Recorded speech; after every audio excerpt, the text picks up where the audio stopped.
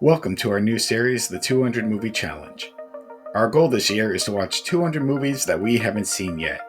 If you want to listen to the full podcast where this clip is from, the link will be in the description. Now enjoy today's movie. Now, since we're going to my movies, I know you kind of know this, but surprisingly, I actually watched four this week. I watched Blew my four. mind. Well, I'm going to explain each one. I kind of laughed that I even got to four. I kind of joked with you that I kind of wanted to bank some early, just because I know there's going to be weeks that I'm probably not going to be able to watch as many. I'm like, listen, I got time. I got nothing else going on. So let's watch some films. But anyhow, like you, New Year's Day, I was off of work. And the funny thing is, the first movie I chose is because on New Year's Eve, Jill and I were staying up and we put on Peacock just to, watch the ball. A little tradition. Like, we didn't watch the whole thing. We just watch it drop. I went to bed 5 minutes afterwards. But as I was on Peacock, 10 for me. yeah, it did not take me long. But anyhow, when I was there, weirdly enough, you know how they have like suggested for you. And I saw the movie Clerks 3. And I'm like, holy shit. I kind of forgot that this existed. So on New Year's Day, for my first film, I'm like, I got to watch Clerks 3 because I love the first Clerks film. I think it's whether people may hate or love Kevin Smith, but to me, the first Clerks was like the true definition of independent films in the 90s. I know we're both Tarantino fans. I would consider, Pulp Fiction, I know it's technically an independent film, but it very had that big studio feel to it. It was around that time. But Same vibe. Clerks is a black and white, just the low budget. To me, that was a lot more the independent films. And I love the first film. The second film, I did like. I did not enjoy as much. I know, like, the original movies, they wanted to end it at Jay and Silent Bob Strike Back. That was kind of the end of like this New Jersey stories. But he brought back the Clerks characters. I felt the third one was a great conclusion to these characters, actually. I felt like this is the right way to go. And so I got to say something. I'm watching this and I'm laughing. I enjoy it. Again, I enjoy a lot of Kevin Smith stuff.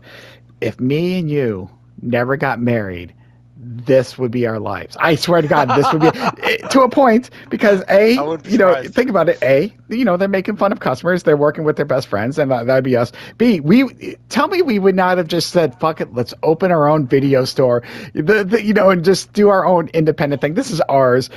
We're not one for dick jokes. We don't tell a lot. So that might have been the only difference. But overall, I'm just laughing. But I don't know if you know the premise. The quick premise of the story is Randall has a heart attack and he wants to write a movie about his life because he's like, I can write movies. I've watched a lot of movies. I can do better. And in a weird meta kind of way, he is writing the first Clerks. It is fucking brilliant. But overall, it is. I enjoyed it. I do. Like I said, I love the first one. So I actually love this a lot. I thought this was just the storytelling, and Kevin Smith has a way.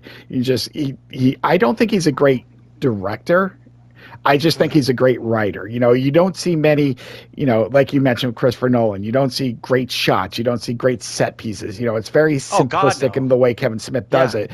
I think my friend joked with Chase and Amy, the only interesting shot he had is they were throwing darts at the camera while they were playing darts. So you don't see a lot of style in Kevin Smith's films, but what you do see is great character work. And again, this was just, and it brings back, and they call it a legacy sequel or sequel legacy. I don't, whatever that term is, because they bring back a lot of the characters from the first Clerks that have not been in any of the movies since. So again, like I said, personally, I just felt this was a great conclusion. And I enjoyed this film. I do enjoy, like I said, I love the first Clerks film. I actually might go back and watch the first Clerks again, rewatching this. I don't remember too much about the second one, but again, I love this movie. So I actually suggest if you get a chance to see this, I don't know if you saw the second one, I think you should check this out. I think you'll actually enjoy it. Wasn't like Rosario Dawson in the second one? She is, and she actually is kind of cameo. She's in the third one as well. Not as much as the second one, but she is in this one. Yeah, she was Dante's love interest in the second one. The concept sounds hilarious. I know, it's great. Obviously, Kevin Smith went through a pretty massive heart attack. So the fact that Dante's writing a script that it ends up being referential. No, it's not Dante writing the script. It's Randall. The backwards hack guy. Randall. He has the heart Gotcha. attack. Randall's the one that does it. And yeah, so they own the Quickie Mart now. They put up their own money they own that store. So that's why it's kind of, like I said, very meta. But yes, he's writing a script about the customers that have come in, how they made fun of the conversations they had. So in a weird, again, meta kind of way, he's writing parts of the first Clerks, but making it as a movie. So yes, Randall, the tall guy with the hat, he's the one that's how it starts off. He kind of has a heart attack and he's looking back on his life like, what have I done with my life? And that's why he's like, I've watched lots of movies. I can write a movie. And I'm like, shit, me and Soda would have done that. We would have opened our own story. We were like, yes, this is our miserable lives, but I'm here with my best friend. This is the fuck what we're doing. So, again, I honestly, like I said, I think you should check it out. It is free. And I know that's kind of like the primary reason we watch a lot of these, but I enjoyed it. So I like free. I mean, the original Clerks was like, it made it. It was like the first movie that made it like seem like anybody could make a movie. Correct. And that's not discounting, what Kevin Smith did. You could feel however you want about Kevin Smith. I like Dogma. That's one of my favorite ones. Oh God, too. that's a great movie. And it's probably his most like commercially like acceptable. Like if I watch Dogma, I'm like, this is a good movie. Like it's well done, it's well shot. Not Christopher Nolan style, but you watch it, it's epic. Yeah.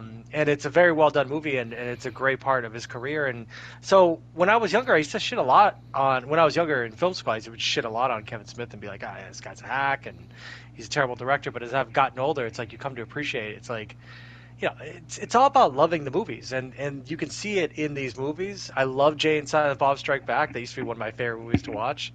So I'll definitely give this one a check. That's for sure.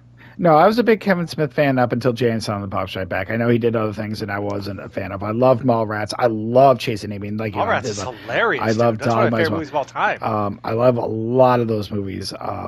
But yes, like I said, Clerks 3. Like I said, I kind of forgot this existed, but when I saw that, I'm like, oh yeah, I had to watch it. Obviously, this is my first movie, so it's not much on my list. So this is obviously top. Clerks 3. Clerks 3. Who would have thought?